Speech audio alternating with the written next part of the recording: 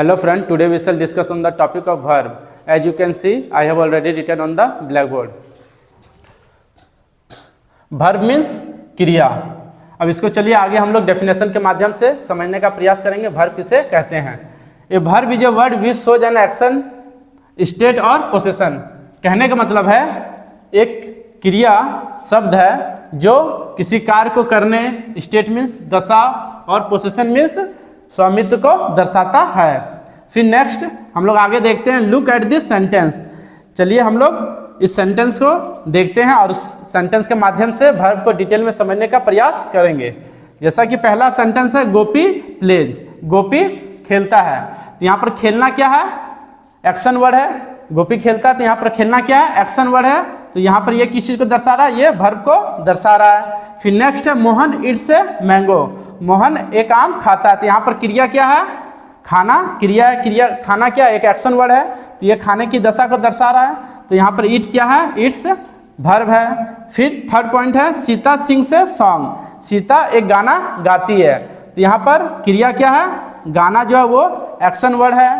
तो इस केस में सिंग्स जो है वो वर्ब है. फर्स्ट में प्लेज है, सेकंड में ईट्स एंड थर्ड में सिंग्स वर्ब है. फिर नेक्स्ट आगे हम लोग देखते हैं. There are two types of verb. Verb जो है दो तरह के होते हैं. First one is main verb and second one is helping verb. First one is main verb. आप देख पा रहे होंगे मेन वर्ब से रिलेटेड हमने यहाँ पर 3 सेंटेंस लिखा है. पहला है गोपी रीड्स ए बुक. गोपी एक किताब पढ़ता है. तो इस केस में देख रहे होंगे रीड्स जो है वो क्या है? मेन वर्ब है. फिर सेकंड है मोहन इज इल. मोहन बीमार है. तो यहाँ पे इज जो है ये मेन वर्ब का काम कर रहा है. फिर थर्ड सेंटेंस है सोहन हैज ए डॉल. इस केस में हैज जो है वो क्या है? मेन वर्ब है. और एक चीज़ ध्यान दीजिएगा, ध्यान देखने का चीज़ है कि यहाँ पर ईज जो लिखे हैं हेल्पिंग वर्ब में भी ईज है. यहाँ पर देख रहे हैज है तो हेल्पिंग वर्ब में भी हैज है.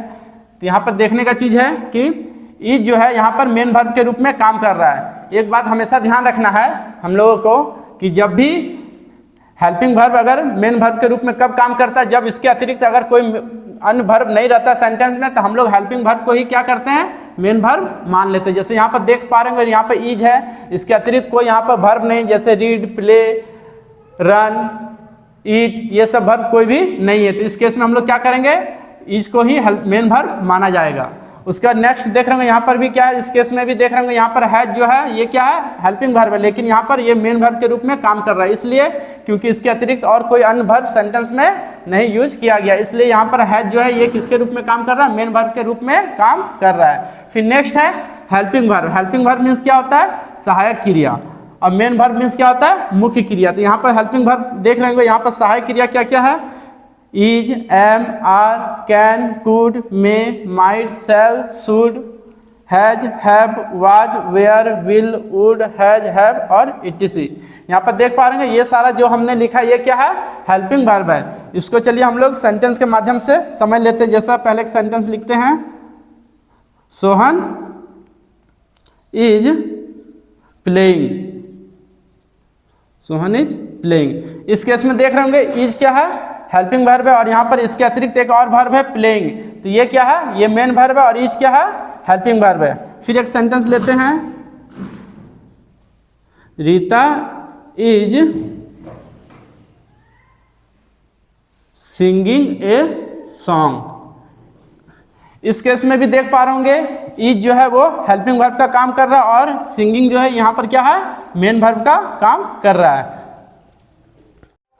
आई होप ये वीडियो आप लोगों को बहुत अच्छा लगा होगा और समझ में भी अच्छी ढंग से आ गया होगा. Thank you so much. Again we shall meet in next video.